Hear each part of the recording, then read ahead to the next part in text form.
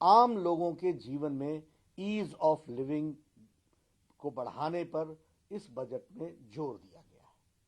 वर्ष 2021 का बजट असाधारण परिस्थितियों के बीच पेश किया गया है। इसमें यथार्थ का एहसास भी है और विकास का विश्वास भी है। यह बजट सभी वर्गों, बुजुर्गों, युवाओं, महिलाओं, संगठित एवं असंगठित क्षेत्र के मजदूरों, छोटे बड़े उद्यमियों की आशाएं और आकांक्षाओं को पूरा करने वाला बजट है।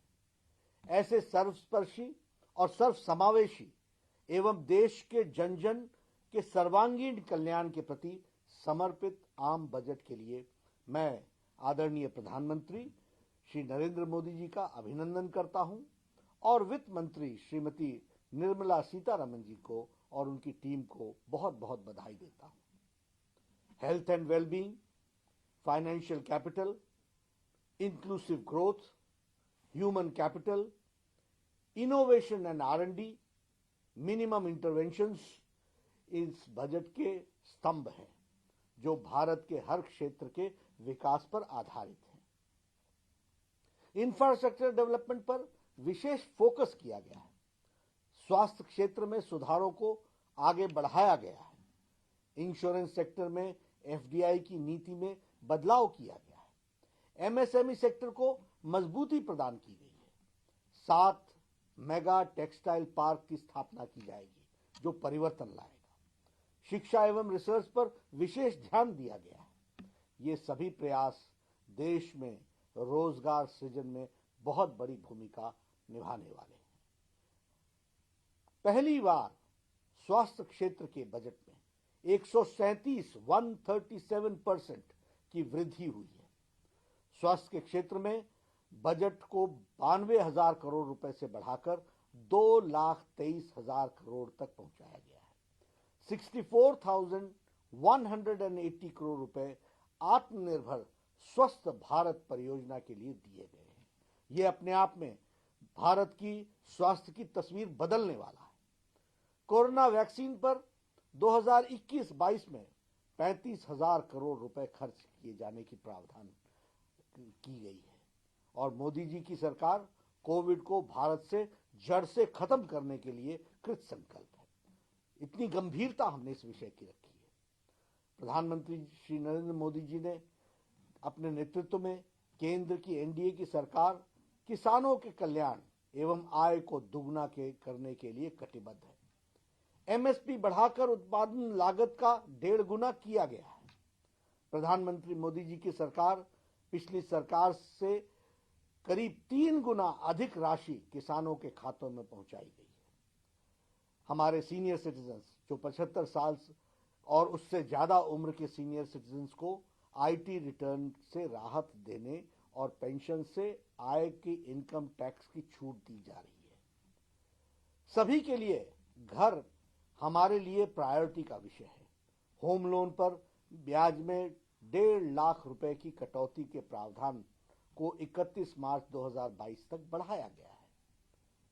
अगर 1938 में चले आ रहे इंश्योरेंस एक्ट में बदलाव एक सकारात्मक कदम है जो बहुत दिनों से चर्चा में था लेकिन किया नहीं गया था, उसे प्रधानमंत्री मोदी जी ने आज उसमें परिवर्तन किया है।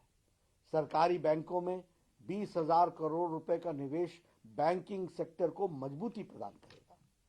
15वें वित्त आयोग की सिफारिश माने जाने के बाद अब राज्यों को केंद्रीय करों का 30% से बढ़कर 41% उनको हिस्सा मिल सकेगा। कैपिटल एक्सपेंडिचर के लिए हमारे 5.54 लाख करोड़ रुपए खर्च किए जाएंगे और उसका प्रावधान किया गया है जो कि पिछले बजट से 30% अधिक है, 30% अधिक है। इसके अतिरिक्त राज्यों और स्वतंत्र बॉन्डेज यानी बॉन्ड्स भरने का भी उनको 2 लाख करोड़ रुपए दिए जाएंगे। हमारे स्वच्छ जल के लिए देश भर में अगले 5 वर्षों में 2.87 लाख करोड़ रुपए का प्रावधान किया गया है। शिक्षा में 100 से ज्यादा सैनिक स्कूलों को हाई एजुकेशन काउंसिल का गठन करके उनकी विकास की बात सोची जा रही है। 15,000 स्कूलों को आदर्श स्कूल बनाए जाने का प्रस्ताव भी स्कूल की शिक्षा को मजबूत करने के लिए रखा है। रिसर्च के लिए 50,000 करोड़ रुपए अलग से रखे गए हैं। आदिवासी इलाकों में लगभग 38,000 करोड़ रुपए की लागत से 750 एकलव्य स्कूल खोले जाने का भी प्रावधान है। अगर मैं महिला सशक्तिकरण की बात करूं तो उज्ज्वला योजना ने जो भारत में तस्वीर बदली है, 8 करोड़ बहनों को कनेक्शन मिला है, उसमें 1 करोड़ महिलाओं को और ये गैस का कनेक्शन पहुंचाने का योजन इस बजट में किया गया है। जम्मू कश्मीर में भी गैस पाइपलाइन योजना की शुरुआत की जा रही है। टी गार्डन में काम करने वाले हमारी बहनें, हमारी माताएं, उनके विकास के लिए 1,000 करोड़ रुपए का प्रावधान किया गया है जो उनके विकास में लगाया जाएगा। हमारे जो प्रवासी और असंगठित क्षेत्र में काम करने वाले मजदूर हैं, उस असंगठित क्षेत्र के मजदूरों के लिए अनेक योजनाएं लाई गई हैं। देश भर में एक देश में एक राशन कार्ड योजना लागू होगी। यह हमारे मजदूरों के जीवन में बहुत बड़ा परिवर्तन लाएगा। वो गांव छोड़ करके दूसरे स्थान पर काम करने के लिए जाता है, उसे वहां राशन उपलब्ध हो सकेगा, सस्ता राशन, इसकी व्यवस्था की जा रही है। एमएसएमईज के लिए 15,700 करोड़ रुपए का बजट कोरोना संक्रमण के समय छोटे, लघु, सूक्ष्म एवं मध्यम उद्योगों को मजबूत करने की योजना रखी गई है। छोटे कंपनियों की परिभाषा बदलकर इसके लिए पंजीकृत आधार में 50 लाख रुपए से बढ़ाकर 2 करोड़ रुपए किए जाने का प्रावधान भी किया गया है। उसी तरीके से कैपिटल एक्सपेंडिचर को 34% बढ़ाया गया है। यह इकोनॉमी में बहुत बड़ा परिवर्तन लाएगा। ग्रामीण क्षेत्र में इंफ्रास्ट्रक्चर के विकास के लिए जो आवंटन किया जाता है उसे बढ़ाकर 40,000 करोड़ रुपए किया गया है। रेलवे के लिए 1.10 लाख करोड़ रुपए, सड़क परिवहन मंत्रालय के 1,18,000 करोड़ रुपए अतिरिक्त प्रावधान किए गए हैं।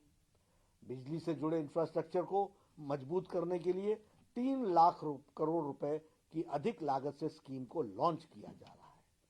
ये बताता है कि सबका साथ, सबका विकास और सबका विश्वास के मंत्र से प्रेरित होकर बजट ये हमारा 2021-22 का आया है। यह गरीबी, किसानों, हमारे जो मध्यम वर्ग के लोग हैं उनको मजबूती प्रदान करने के लिए और राज्य के कोषीय घाटे को काफी हद तक सीमा में रखने वाला, देश के आर्थिक गति को तेज करने वाला बजट है। मैं पुनः इस ऐतिहासिक बजट के लिए आदरणीय प्रधानमंत्री जी को और निर्मला जी, हमारी वित्त मंत्री, उनकी टीम को बहुत बहुत बधाई देता हूं, अभिनंदन करता हूं और मैं ये महसूस करता हूं कि यह बजट देश को जो संक्रमण काल से निकल रहा है उसको एक नया इम्पेटस देगा, एक नई ताकत देगा, एक नए ऊर्जा के साथ आर्थिक जगत को आगे बढ़ाएगा और संपूर्ण विकास के लिए, होलिस्टिक डेवलपमेंट में ये अपना योगदान करेगा। मैं इन्हीं शब्दों के साथ इस बात को आपको बधाई भी देता हूं और यह आगे परिवर्तन लाएगा, ऐसा मैं कहता हूं। धन्यवाद।